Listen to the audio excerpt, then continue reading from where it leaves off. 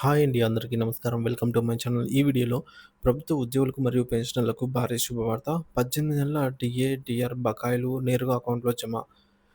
పూర్తి వివరాలు వీడియోలో తెలుసుకుందాం. వీడియోని ఎక్కడే గాని స్కిప్ చేయకుండా ఎండ్ వరకు చూసేయండి. అప్పుడే ఇన్ఫర్మేషన్ పూర్తిగా అర్థమవుతుంది. అలాగే వీడియో చూస్తున్న ప్రతి ఒక్కరు వీడియోకి లైక్ చేయండి ఫ్రెండ్స్. వీడియోని తోటి ఉద్యోగ పెన్షనర్ మిత్రులతో అయితే షేర్ చేయండి. కొత్తగా మన ఛానల్ చూస్తున్నారు. ఇంకా ఎవరైనా సబ్స్క్రైబ్ చేసుకున్నట్లయితే వెంటనే మన ఛానల్‌ని సబ్స్క్రైబ్ చేసుకోండి. దీని ద్వారా నేను చేసే లేటెస్ట్ వీడియోస్ అన్నీ మీ వరకు రీచ్ అవుతాయి. ఇక ఆలస్యం చేయకుండా వివరాల్లోకైతే వెళ్ళిపోదాము. ఫ్రెండ్స్ ఇక విషయానికొచ్చినట్లయితే కేంద్ర ప్రభుత్వ ఉద్యోగులకు భారీ ఊరట. 18 నెలల డీఏ బకాయిల చెల్లింపులు. దేశవ్యాప్తంగా లక్షలాది మంది కేంద్ర ప్రభుత్వ ఉద్యోగులు మరియు పెన్షనర్ల చిరకాల స్వప్న సా సాకారమయ్యే దిశగా కేంద్ర ప్రభుత్వం ఒక కీలకమైన చారిత్రాత్మక నిర్ణయం తీసుకుంది. ఏవైతే కోవిడ్-19 మహమ్మారి కారణంగా నిలిపివేయబడిన 18 నెలల కరువు భత్యం డీఏ, డీఆర్ బకాయిలను క్లియర్ చేయడానికి క్లియర్ చేయడం ద్వారా వారికి భారీ ఆర్థిక ఉపశమనం కలిగించింది. ఈ చర్య కేవలం ఉద్యోగుల దీర్ఘకాలిక డిమాండ్లను నెరవేర్చడమే కాకుండా వారి ఆర్థిక పరిస్థితులను గణనీయంగా మెరుగుపరచడానికి, తద్వారా దేశ ఆర్థిక వ్యవస్థకు కూడా ఉత్తేజం కలిగించడానికి దోహదపడనుంది. సో, డీఏ, డీఆర్ అనేది పెన్షనర్లకు ద్రవ్యోల్బణాన్ని తట్టుకోవడానికి, వారి కొనుగోలు శక్తిని తగ్గకుండా కాపాడటానికి ప్రభుత్వం అందించే ఆర్థిక సాయం. ఇది వారి జీవన వ్యయ సర్దుబాటులో కీలక పాత్ర పోషిస్తుంది.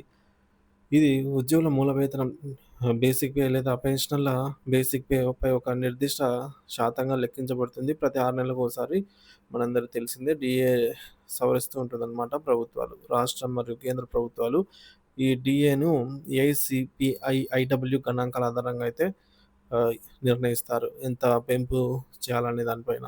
ఇక డీఏ బకాయిలు ఎందుకు తలెత్తాయంటే సాధారణంగా డీఏ, డీఆర్ పెంపులు నిర్ణయం ప్రకటించిన తేదీ నుంచి కాకుండా ఒక గత తేదీ నుంచి వర్తింపజేస్తారు. సో, కాబట్టి ఈ యొక్క నిర్ణయం అధికారికంగా ప్రకటించడానికి కొంత సమయం పట్టడం వల్ల, ప్రకటించిన తేదీకి మరియు వర్తింపజేసే తేదీకి మధ్య కాలం డిఫరెన్స్ అయితే ఉంటుంది. కాబట్టి ఆ మధ్య కాలాన్ని డీఏ బకాయిలని అంటాము. సో, ఈ విధంగా డీఏ బకాయిలు పెరిగిపోతాయన్నమాట.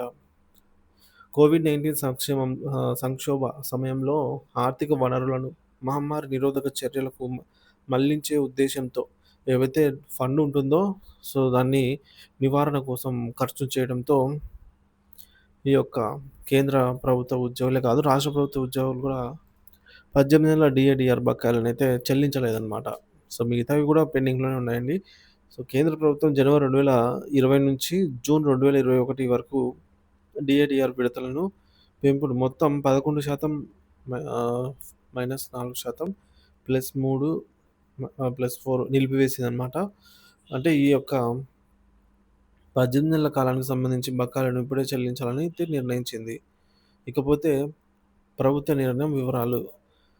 కేంద్ర ప్రభుత్వం నిలిపివేసిన 18 నెలల యొక్క డీఏ, డీఆర్ బకాయిలను క్లియర్ చేయాలని సూత్రప్రాయంగా నిర్ణయించింది. డీఏ పెంపు వివరాలు. జనవరి 2023కి గాను 4% పెంపు.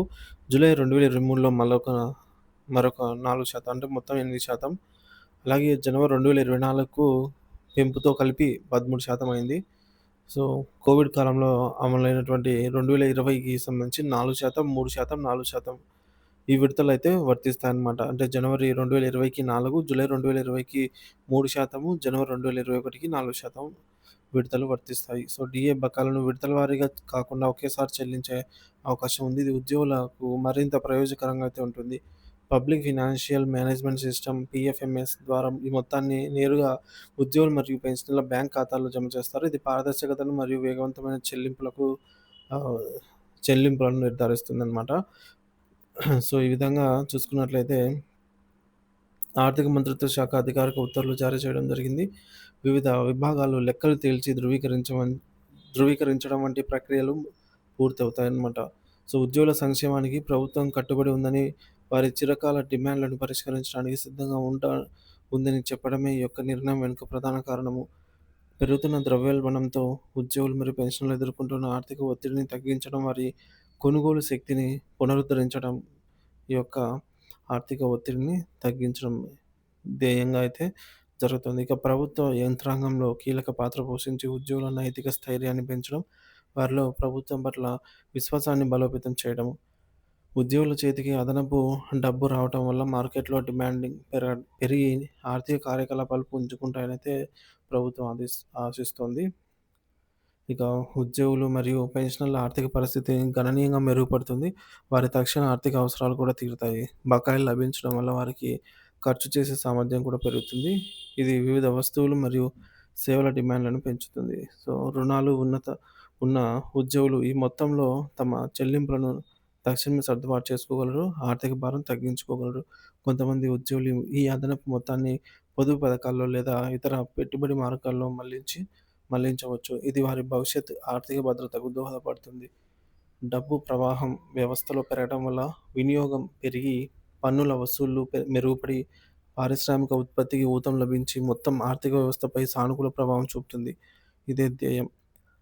సో, ఈ యొక్క ప్రయోజనం పొందే ఉద్యోగులలో గణనీయమైన భాగం ద్వితీయ, తృతీయ శ్రేణి పట్ట పట్టణాలు మరియు గ్రామీణ ప్రాంతాలకు చెందినవారు కావటం వల్ల ఆయా ప్రాంతాల్లో ఆర్థిక వ్యవస్థలకు కూడా ఊతం లభిస్తుంది. సో, మొత్తానికి 18 నెలల డీఏ బకాయిల చెల్లింపుల కోసం ఉద్యోగ సంఘాలు నిరంతరంగా ప్రభుత్వాన్ని డిమాండ్ చేస్తూ వివిధ స్థాయిలలో చర్చలు జరిపాయి. వారి సమిష్టి కృషి, ప్రభుత్వ సానుకూల స్పందన ఈ నిర్ణయానికి మార్గం సుగమం చేశాయి. కేంద్ర ప్రభుత్వం తీసుకున్న ఈ 18 నెలల డీఏ, డీఆర్ బకాయిల చెల్లింపు నిర్ణయం లక్షలాది మంది ఉద్యోగులు మరియు వారి కుటుంబాలకు ఆర్థిక భద్రతను, భరోసాను కల్పించే ఒక చారిత్రక చారిత్రక అడుగు. ఇది కేవలం ఉద్యోగుల జీవితాలను మెరుగుపరచడమే కాకుండా దేశ ఆర్థిక వ్యవస్థను కూడా గాడిలో పెడుతుందనైతే చెప్తున్నారు. సో, మొత్తానికి ఇదైతే 18 నెలలకు సంబంధించి డీఏ బకాయిల గురించి మళ్ళీ ఒకసారైతే తెరపైకొచ్చిందనమాట ఈ అంశము. సో, మరి వీటిని చెల్లిస్తే బాగుంటుంది. సో, కేంద్ర ప్రభుత్వం చెల్లించినట్లయితే రాష్ట్ర ప్రభుత్వాలు కూడా ఆ మేరకు చెల్లించే అవకాశం అయితే ఉంటుంది కాబట్టి, ఖచ్చితంగా కేంద్ర ప్రభుత్వం వీటిపై సానుకూల నిర్ణయం తీసుకొని చెల్లించే దిశగానే ఉద్యోగ పెన్షనర్లకు ఊరట లభించాలనైతే ఆశిస్తూ, అలాగే వీటితో పాటు మిగతా అరియర్స్ ఏవైతే ఉన్నాయో రాష్ట్ర ప్రభుత్వాలు, సో, మనం ముఖ్యంగా ఏపీలో చూసుకున్నట్లయితే 2018 జూలై నుంచి ఉన్న పెండింగ్‌లో ఉన్న బకాయిలన్నీ కూడా ఒక్కోసారి కాకుండా విడతల వారీగా అయినా సరే వాటిని చెల్లింపు ప్రక్రియ అనేది మొదలుపెట్టి త్వరితగతిన వాటిని పెండింగ్ లేకుండా చెల్లించినట్లయితే ఉద్యోగ పెన్షనర్స్‌కు ఎంతో ఊతమిచ్చినట్లయితే అవుతుందనమాట.